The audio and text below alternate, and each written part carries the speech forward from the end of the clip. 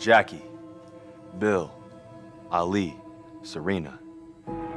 Jackie rifles the shot into left field. Jackie Robinson went from playing in the Negro Leagues to becoming the first black man to play in Major League Baseball at a time when segregation was still legal.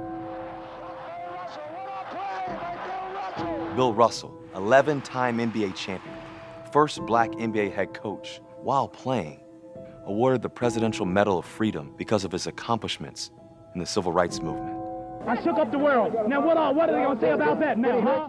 Muhammad Ali, the GOAT, went against the establishment and stood for the freedom movement when it was the unpopular position to take.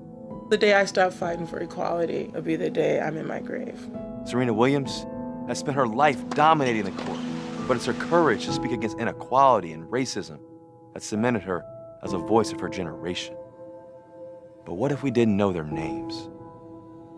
What if they were never part of the conversation? And there's also this conversation. I can't breathe. I can't breathe. Those were George Floyd's last words.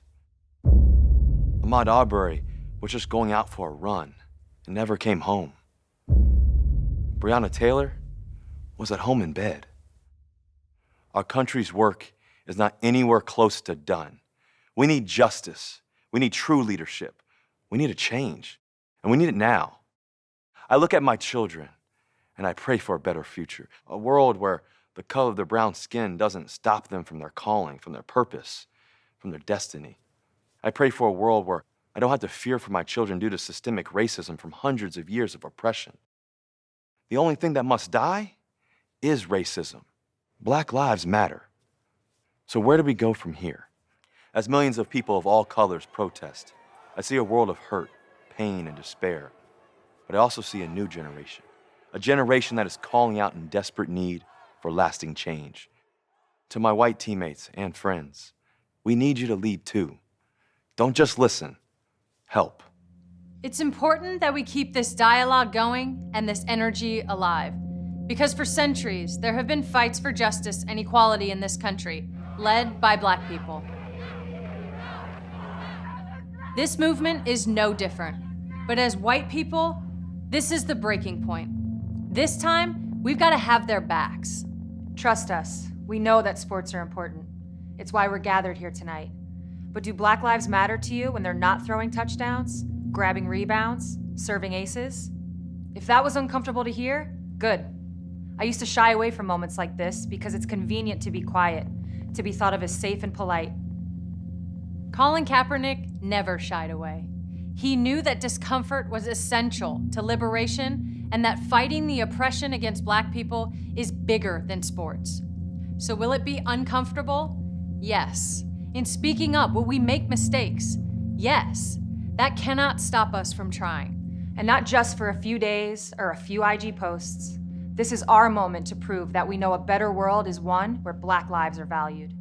No one deserves white privilege. It's not something we earned.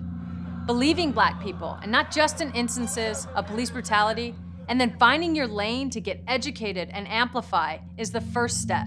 It's great that sports are back, but George Floyd won't be there to see them. Breonna Taylor won't be there to see them. Ahmaud Arbery, Tony McDade, Nina Pop, Rayshard Brooks, Dominique Remy-Felds, Layleen Polanco, Toyin Salou won't be there to see them.